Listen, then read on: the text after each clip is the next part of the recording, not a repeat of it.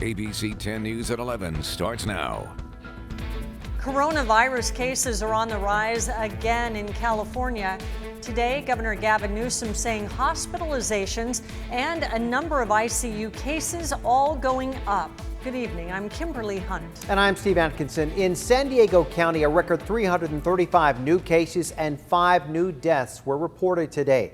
Our ABC 10 News reporter Laura Acevedo shows us the warnings from health officials tonight. The rise in cases come as things continue to reopen and a holiday weekend just over a week away. Tonight, Supervisor Nathan Fletcher, who is the co-chair of the county's COVID-19 subcommittee, and his wife, Assemblywoman Lorena Gonzalez, are in a 14-day self-quarantine after announcing they'd come in close contact with someone who's tested positive for the virus. Both Fletcher and Gonzalez have tested negative for COVID-19. The news comes as county and health officials continue to warn the community that this virus has not gone away, urging the use of face coverings and social distancing.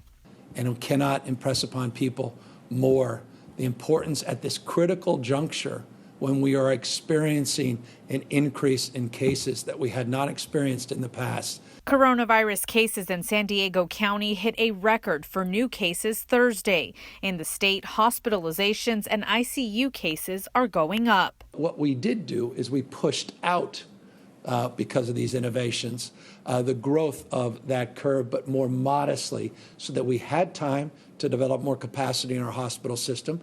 Governor Newsom says the state is working with 11 counties struggling to contain the virus. San Diego is not one of them, but bordering counties Imperial and Riverside are. What we didn't know 4 months ago is that wearing a mask can reduce your risk of transmission and of catching COVID-19 by sometimes up to 60% if both people are wearing masks. With 4th of July just over a week away and things reopening, the governor with this warning. To take seriously this moment, and if we do, we can mitigate and we can mend and we ultimately can rebound and become more resilient still. Laura Acevedo, ABC 10 News. The Navy is cracking down on what sailors can and cannot do as cases of COVID-19 continue to rise.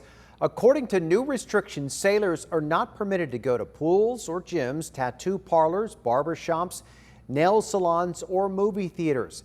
The Navy is also restricting sailors from dining in at restaurants or going to bars.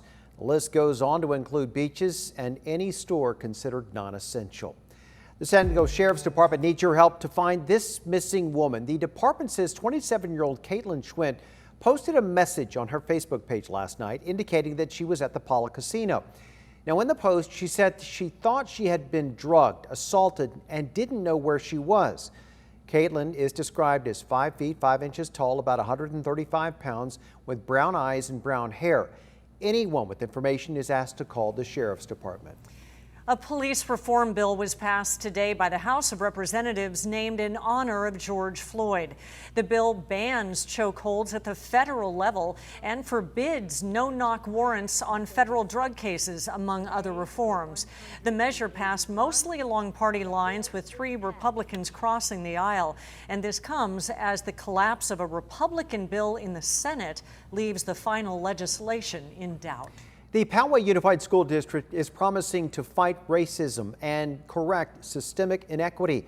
The board passed the resolution at tonight's meeting, and our ABC 10 News reporter Anthony Purro tells us what this resolution will mean in the classroom. Poway Unified School District officials say they've been working on an anti-racism resolution for some time now, saying there was a sense of urgency leading up to the vote.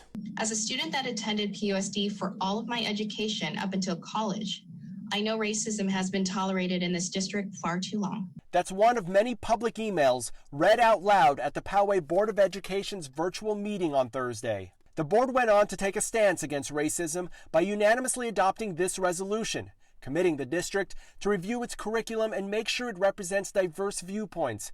It also commits adding more diversity to faculty, as well as anti-bias training for staff and students. And I'm excited to see what comes out of this, and I think this is notice that the board is going to keep this at the forefront. The vote taking place after this Instagram page, Black in PUSD, was recently created. It's described as a safe space for current and graduated students in Poway Unified School District to anonymously share their experiences with racism.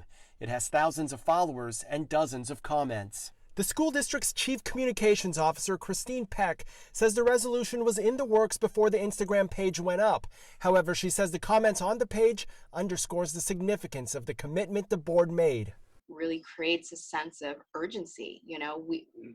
To see that our students are experiencing this is heartbreaking and unacceptable. Many public comments pointed out the resolution doesn't offer specifics or a timeline. Officials say it's coming. The resolution is an important first step. The details and how to implement that will come next. We will work on a plan how to be accountable to our stakeholders and make sure that we are having measurable results. Anthony Pura, ABC 10 News. The school board also approved a tentative budget and a plan for reopening. It will allow parents to choose whether their students will return to the classroom or learn virtually. We have a follow-up on an officer-involved shooting that happened in Escondido last Friday. The Escondido Police Department says the officer involved was 4-year veteran Tim Hamilton. He is currently on administrative leave, which is routine. Officer Hamilton fired several shots at Rosendo Quezada, who ran toward him with a 3-foot crowbar. Quezada was shot in the abdomen but is in stable condition. An arraignment will be held once his medical condition allows. The historic Hotel Del Coronado reopens tomorrow. This was the first closure in the hotel's 132-year-old history. The Del will reopen with limited amenities and reduced occupancy.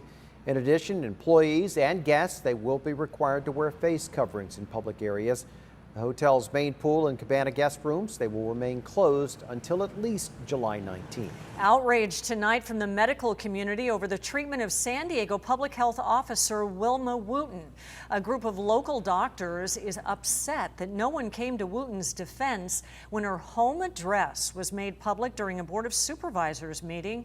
ABC 10 News reporter Mimi Alcala has the fallout tonight. I don't think it's right. I don't think it's fair. Let's go back to personal choice. And for everyone who thinks Wooten is doing a good job, feel free to give a high five or send her a letter. Her address is away. This is the incident that's sparking outrage in the medical community. During public comment at a Board of Supervisors meeting, a caller criticized the county's public health officer, Dr. Wilma Wooten, and then blasted Wooten's home address twice. We feel that it's strongly that the Board of Supervisors, we would hope, would condemn this sort of behavior. Dr. Holly Yang is the president of the San Diego County Medical Society. The group sent a letter to the County Board of Supervisors saying the supervisors failed to protect or defend Dr. Wooten. They say there was no effort to terminate public testimony and called this a failure of leadership. Stand up for Dr. Wooten and make sure that she is not subject to these type of behavior and immediately cut it off, say that it's unacceptable, and protect her. But Thursday, many of the supervisors were quick to respond. Supervisor Jim Desmond says the incident was unfortunate and uncalled for. I apologize to the Medical Society if we didn't do the right thing at the right time. Dr. Wooten's doing a great job, and she did not deserve any sort of attack or outlash against her. Supervisor Kristen Gaspar said there's no excuse for personal attacks or sharing personal information.